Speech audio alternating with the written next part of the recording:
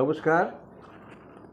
আমি এসেছি এখন পদ্মশ্রী উপাধিপ্রাপ্ত, মানে আজকে বাংলায় একটি বিখ্যাত নাম কাজী মাসুম আক্তার, পদ্মশ্রী উপাধিপ্রাপ্ত।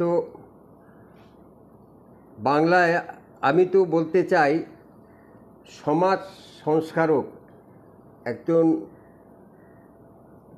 ব্যক্তিত্ব শিক্ষা জগতে, সেটা বলবো না, সমাজ সংস্কারক বলবো।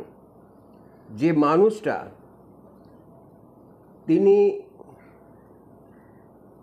একটি বিশেষ ধর্ম, ইসলাম ধর্ম, কিন্তু যে মানুষটা মন মুখ এক,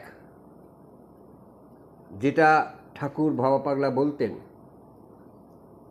যাকে তুমি ধরো সেই তোমার বড়, এটা ওটা করে কেন তুমি মরো। ঠাকুর রামকৃষ্ণ বলতেন যত মত তত পথ। তা একদম নিরপেক্ষ মানুষ, সেই মানুষ সমাজকে কি চোখে দেখছেন আজকে, এবং নির্ভীক একজন মানুষ, যে মানুষটা সত্যি আমাদের মানুষের ভালো চায়, সেই মানুষ আজকে নিজের জীবন সংশয় করেও আজকে লড়াই করে যাচ্ছে ন্যায় পাওয়ার জন্য। সেই জন্য আমি তাকে বিশেষভাবে আমার ছোট ভাই রূপে তাকে আমি শ্রদ্ধা করি। আজকে এইরকম একজন মানুষের কাছে আসার সৌভাগ্য লাভ করেছি। তার বইও আমি পড়েছি। তিনি বইয়ে নানান সমস্যার কথা, আজকে বাংলা তথা ভারতের সমস্যার কথা উল্লেখ করেছেন, এবং এই সমস্যা নিয়ে আমি আজকে তার কাছে জানতে চাইব। আমরা সমালোচনা করি ঠিকই, কিন্তু এর থেকে বেরিয়ে আসার এখন আপনার মনে কি উপায় মনে হয়, কি করা যায়, কি হলে আজকে সমাজের মঙ্গল হয় এবং বিশ্বে, বিশেষ করে আজকে আমাদের এই বাংলায় শান্তি ফিরে আসে? আপনি বলুন না। ধন্যবাদ। মানবতা ও ভক্তির দূত, ভাবা পাগলার অন্যতম পার্ষদ, ভাবা পাগলা আশ্রমের অন্যতম কর্ণধার আচার্য ডক্টর গোপাল খেত্রী আজকে আমার বাড়িতে আমার সাথে একটু কথা বলার জন্য, একটু আলোচনার জন্য, আমাকে ভালোবাসার বন্ধনে আরও নিবিড়ভাবে গ্রহণ করার জন্য আমি ঋদ্ধ, আমি শান্ত, আমি আনন্দিত। উনি আমাকে ভালোবাসেন, তাই হয়তো বেশি ভালো করে ভালো বললেন আমায়। আসলে আমরা সংখ্যালঘু ভীষণভাবে। সমাজে যারা রাইট থিঙ্কিং পিপল, সঠিক চিন্তার মানুষ, তারা সংখ্যালঘু। সমাজে যারা ভুল পথে চালিত, কায়েমি স্বার্থ, আত্মকেন্দ্রিক, বিভ্রান্ত, অসচেতন, উপেক্ষিত, কোথাও কোথাও তারা শোষিত, আবার কোথাও কোথাও একটা অংশের লোক শোষক, সীমাহীনভাবে নিপীড়িত করছে সমাজকে, তারা সমাজের মাতব্বর, তারা সম্মিলিতভাবে সংখ্যাগুরু। সংখ্যালঘুরা হলো সমাজের বিবেক, সমাজকে নিয়ে, দেশকে নিয়ে, মানুষকে নিয়ে, রাষ্ট্রকে নিয়ে ভাবে, তাদের মুক্তি কামনা করে। আজও দেশের 20 কোটি মানুষ দুবেলা খেতে পায় না, রাত্রে না খেয়ে ঘুমোতে যাবে। 20 কোটি মানুষ। আমাদের দেশ জিডিপিতে 4 নম্বরে গোটা পৃথিবীতে, কিন্তু জিডিপি পার ক্যাপিটা অর্থাৎ ব্যক্তি মানুষ হিসাবে যদি দেখা হয় খুবই পিছিয়ে ভারতবর্ষ। আমরা ভালো নেই। দেশের মানুষ যখন ভালো থাকে না, অন্তজ প্রান্তিক মানুষ, তখন আমরা ভালো আছি কি করে বলা যায় না। আমাদের যারা রাজনীতি করেন তারা ভালো রাখার কথা বলেন, সত্যি কি ভালো রাখতে পেরেছে? আমরা কি ভালো থাকতে পেরেছি? খুব ভাবায় আমাদের। উনি আছেন সেই শান্তির দূত, ভক্তির দূত, ভাবা পাগলা আশ্রমের অন্যতম কর্ণধার। তিনি গান গিয়েছেন, হাজার হাজার গান, পৃথিবীর সর্বাধিক। আমরা খোঁজ রাখি কি? তার নামে কলকাতার রাস্তা রয়েছে, তার জন্য অজস্র গুণী মানুষ, মানী মানুষ নিবেদিত প্রাণ হয়ে তার কাছে দৌড়েছে। তিনি অত্যন্ত সাধারণ, অতীব সাধারণ জীবনযাপন করেছেন সারা জীবন ধরে। মানুষের মুক্তির কথা ভেবেছেন, প্রেমের কথা ভেবেছেন। এই পৃথিবী যত বিজ্ঞানে এগিয়ে চলেছে, আমরা দিন দিন বিজ্ঞানের আশীর্বাদের সুফল পাচ্ছি। আমরা কল্পনা করতে পারি না আজ থেকে 100-200 বছর আগে যে আমরা এত কিছু আশীর্বাদ পেতে পারবো বিজ্ঞানের। সে ল্যাপটপ বলুন, কম্পিউটার বলুন, প্লেন বলুন, যাই বলুন, উড়োজাহাজ বলুন, যাই বলুন। হারিয়েছি কিছু, প্রতিনিয়ত হারাচ্ছি কিছু, এত পেয়েও কি হারাচ্ছি আমরা? আমরা হারাচ্ছি শান্তি, মনের শান্তি, মুক্তি, মনের মুক্তি, প্রেম, ভালোবাসা, ভক্তি, প্রেম। আমাদের নিজের কাছের মানুষদের মধ্যে প্রেমের বন্ধন ধীরে ধীরে শিথিল হয়ে যাচ্ছে। আমরা যে যৌথ পরিবারে ছিলাম এখন কল্পনা করতে পারি না, আমরা তৃতীয় ব্যক্তিকে সহ্য করতে পারি না। ভালো আছি কি আমরা? কোটি কোটি টাকা সম্পদের মানুষ আত্মহত্যা করছে কেন তাহলে? সিনেমার ফিল্ম ইন্ডাস্ট্রিতে যারা অত্যন্ত সেলিব্রিটি হয়ে আলোকের ঝলকানির মধ্যে থাকে তারাও আত্মহত্যা করছে কেন? আমেরিকার মতো দেশ যেখানে সব পেয়েছি দেশ বলা হয়, সেই দেশের মানুষের মধ্যে এত আত্মহত্যা প্রবণতা কেন? তারা কেন মানসিক রোগী এত বেশি করে তাদের চিকিৎসা করতে হয় কেন? অনেক অনেক কেনের উত্তর ভাবা পাগলার গানের মধ্যে লুকিয়েছিল। আমরা তার চর্চা করিনি, আমরা তার সাধনা করিনি। আসলে প্রেমের চর্চা করা কোথায় হারিয়ে যাচ্ছে তিলে তিলে, দিনে দিনে। আমরা যারা রাজনীতি করছি আমরা প্রতিশ্রুতি দিচ্ছি তোমাদের সুদিন ফিরিয়ে আনবো, তোমাদের জন্য চোখের সামনে আলো ফিরিয়ে আনবো। জনগণ জানেন, যারা জান প্রাণ দিয়ে লড়াই করে রাজনীতি করে, যারা ভোট দেওয়ার জন্য সব বিলিয়ে দেয়, জীবনও বিলিয়ে দেয়, তারা জানে স্বপ্ন দেখেছে তারা, সফল হলো কোথায়? সব কোথায় তলিয়ে যায়, হারিয়ে যায়, বড় শূন্যতার দিকে চলে যাচ্ছে আমরা। তাহলে কি সব শেষ হয়ে গেছে? তাহলে আর কি কিছু নেই? হ্যাঁ, আছে, আছে। আমার পাশে যিনি রয়েছেন, আমার ইন্টারভিউ নিচ্ছেন, এমন অজস্র মানুষ রয়েছেন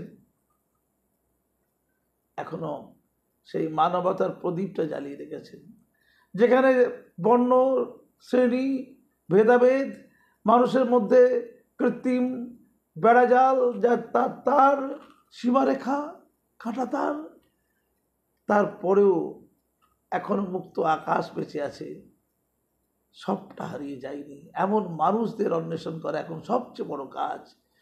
যারা রাইট থিঙ্কিং পিপুল, যারা মানুষের কল্যাণ চায়, প্রকৃত মানুষ হয়ে মানুষের মধ্যে দেশ, সমাজ, রাষ্ট্রকে এক করতে চায়, যারা ধর্ম, জাতি, বর্ণ, শ্রেণী নির্বিশেষে সকলে এক। ভবা পাগলার গানে যে কথা বারবার মথিত হয়েছে, দলিত করেছে মানুষের হৃদয়কে, মথিত করেছে মানুষের মনকে, বরণকে,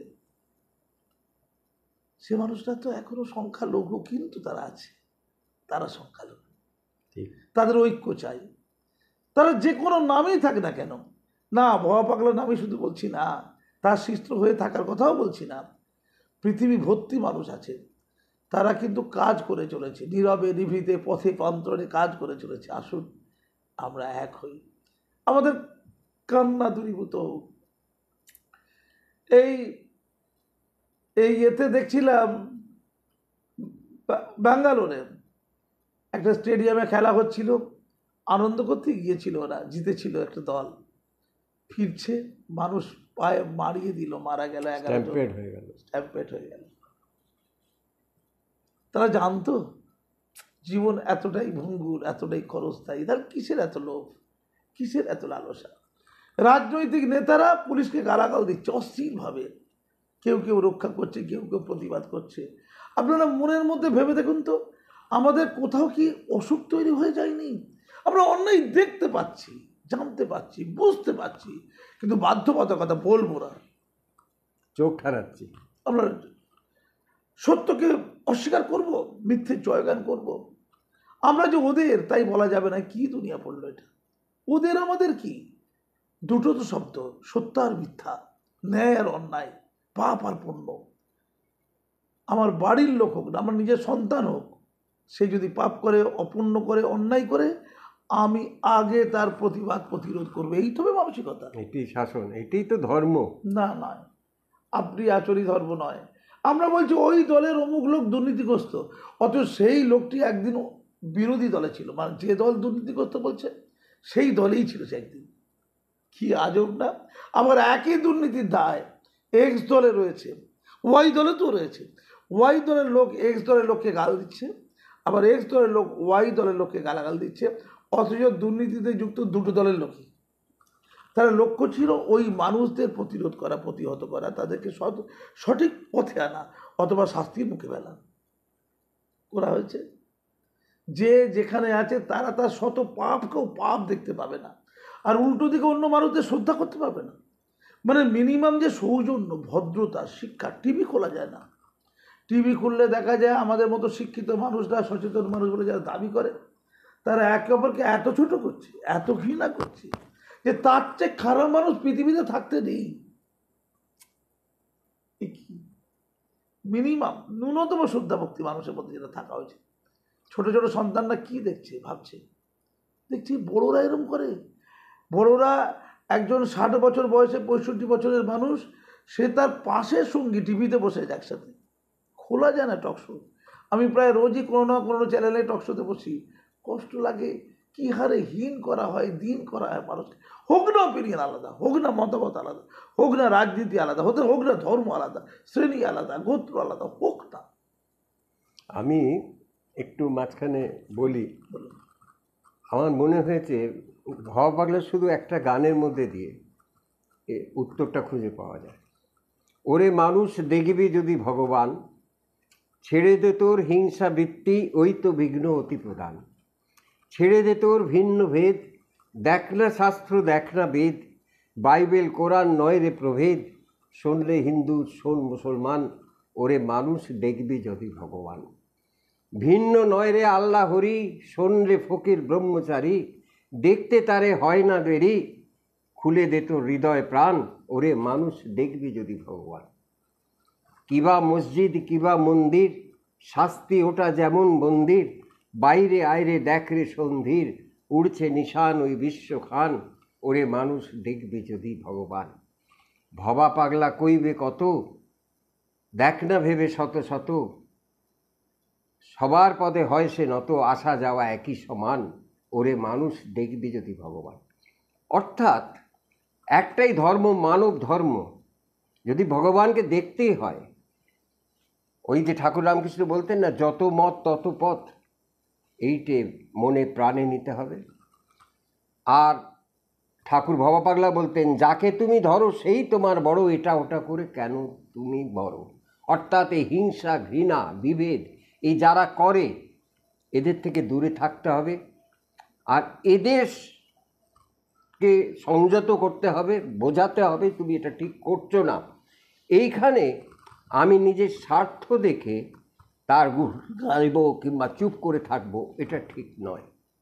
আজকে কাজীদাকে আমার এই জন্য ভালো লাগে, আজকে সংখ্যালঘু সম্প্রদায় অনেকে আছে যারা অন্যায় দেখতে পাচ্ছে, বুঝতে পারছে, কিন্তু তারা চুপ করে বসে রয়েছে, নিজে কিছু কথা প্রতিবাদ করছে না। কিন্তু এই মানুষটা জীবন সংশয় করেও আজকে প্রতিবাদ মুখর হয়েছে, যে তার ধর্মের মানুষরা যদি অন্যায় করে তার প্রতি সোচ্চার করছে।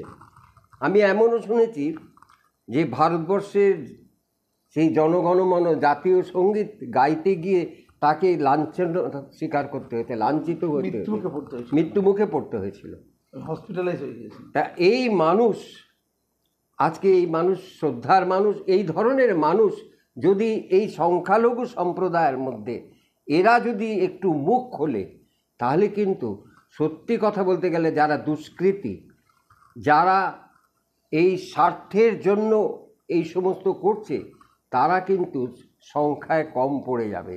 কিন্তু ভয়েতে বা কিছু লোভেতে পিছিয়ে যাচ্ছে, কিছু তারা চুপ থাকছে, মুখ বন্ধ করে থাকছে। এই জন্য আজ সমাজের এই অবস্থা। আর জন্য এর বিরুদ্ধে সমস্ত শান্তিকামী মানুষ, অন্তত যারা বিবেক দিয়ে দেখছে, চোখ দিয়ে দেখা নয়। ঠাকুর বাবা পাগলা বলতেন, চোখের দেখা ফাঁকা, মনের দেখা পাকা। মন দিয়ে সব কিছু খাবে, নিজের মাথাটা খাবে না। অর্থাৎ মাথা খাবে না মানে বিবেকের মাথা। আজকে মানুষকে ধর্ম অভিভাবক হিসেবে নিতে হবে। ধর্ম শান্তির কথা বলে, কোনো ধর্মের বলে না যে আমার ধর্মটাই বড় বা এইটাই মানব ধর্মটাই শ্রেষ্ঠ ধর্ম। এবং ধর্মকে যদি কেউ অন্যভাবে বিকৃত করে উপস্থাপন করে, তাহলে সেটা ধর্মই নয়, এটা মানতে হবে। এই মেনে আজকে যারা শাসনে আছেন, শাসন ক্ষমতায়, তাদেরও ভাবতে হবে। তাদের ভাবতে হবে এবং তাদের ভাবাবে সাধারণ জনসাধারণ এর প্রতিবাদ করে। এই যে শ্রীকৃষ্ণ মহাভারতের যুদ্ধ হয়েছিল, তিনি কিন্তু অর্জুনকে বলেননি যেখানে একটু হরিনাম করো, কীর্তন করো। তিনি কিন্তু প্রয়োজনে কিন্তু তিনি সশস্ত্র হয়েছিলেন। একদম একদম 100 বার শিশুপালকে বলেছিলেন 101 বার কিন্তু ক্ষমা করব না, ক্ষমা করে গেছেন, কিন্তু তারপরে করেননি। তিনি কিন্তু সুদর্শন চক্র ধরেছিলেন। আর ক্ষমা পরম ধর্ম, কিন্তু সেটা অনন্তকাল চলতে পারে না, তার একটা সীমা আছে, সীমা রেখা আছে। আমি ইসলামের কথা বলি, ইসলামের পবিত্র কথা যেটা গ্রন্থে আছে লিখিত, বলা হয়েছে জিহাদ কি, জিহাদের অপব্যাখ্যা চারিদিকে দেখছি, এবং মুসলমান সমাজে একটা অংশ জিহাদকে বিকৃত করেছে, বিকৃত ব্যাখ্যার মধ্যে জিহাদের অবস্থানকে সুনিশ্চিত করেছে। এর জন্য মুসলমান সমাজে একটা বড় অংশ তাই যারা সন্ত্রাসী কাজকর্ম করছে তারা ওটার সাথে জিহাদকে যুক্ত করে ফেলেছে, ফলে সন্ত্রাসী কর্মকাণ্ড ইকুয়াল টু জিহাদ হয়ে গেছে অন্য ধর্মাবলম্বীদের কাছে। এ দায় অন্য ধর্মাবলম্বীদের নয়, এ দায় মুসলমান সমাজের লোকেদের কাছে।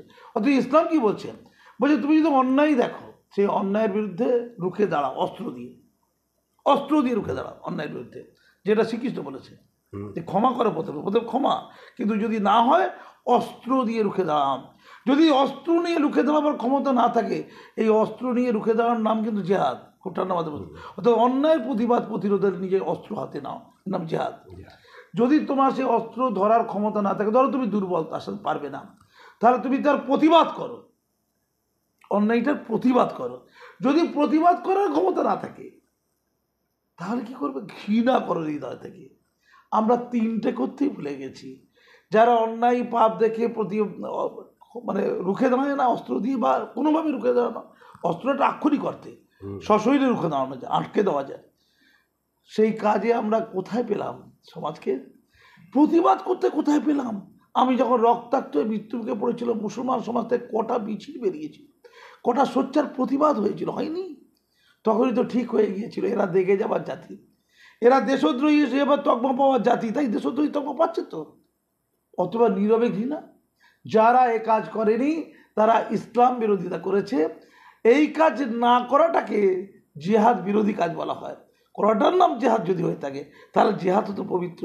আমি আর একটা কথা বলি, আমরা যারা বলি যে আমরা আসুন না সমাজকে ধৌত পরিশুদ্ধ করি, দেশ মাতাকে ভালোবাসি, আমার দেশ মাতার গানের জন্য রক্ত ঝরেছিল, ওই লোহার রডটা আমার মাথায় পড়েনি, ওটা পড়েছিল দেশ মাতৃকার মাথায়।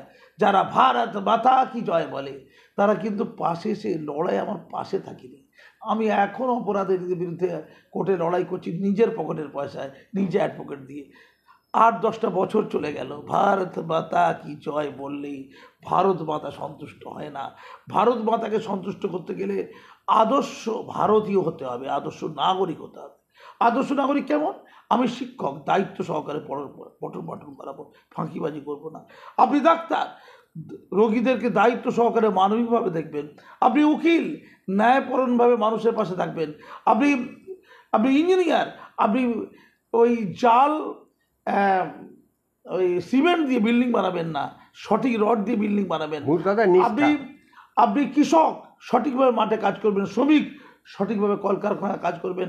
আপনি সরকারি কর্মী, সঠিকভাবে ন্যায়ভাবে মানুষকে পরিষেবা দেবেন। এর নাম হচ্ছে যার যার ক্ষেত্রে সে নিষ্ঠা, সেই কাজ করলে দেশ এমন থাকে না। আপনি ধনবান, আপনি গরিব অসহায় মানুষের পাশে দাঁড়াবেন, তাদের হাত ধরে টেনে তুলবেন।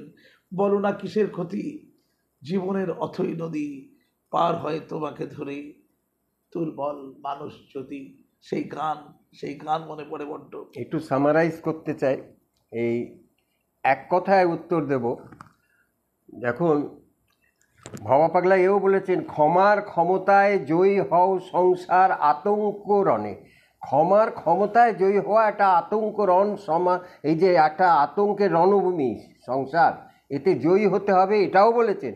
আবার এও বলেছেন, শত্রুকে দমন করিতে মৃত্যু ভয়ও করো না, সেখানে আমাকে দরকার। আজকে সেদিন এসে গেছে, আজকে আমাদের সেইভাবে আমাদের এগিয়ে চলতে হবে। আমরা মানুষ হয়ে উঠি, আমরা শুধু মানুষ হয়ে উঠি, শুধুই মানুষ। আজকে আমরা আলোচনা এখানে শেষ করি, আবার দেখা হবে, আবার কথা হবে। অনেক অনেক ধন্যবাদ। উনি আমার বাড়িতে আজকে পায়ে ধুলো দিয়েছেন, আমরা আনন্দিত। আমি আমার ওয়াইফ রয়েছি, অত্যন্ত খুশি। ওনার কাছে আমরা আমাদের হৃদয়ের অন্তঃস্থল থেকে ধন্যবাদ জ্ঞাপন করলাম। ধন্যবাদ।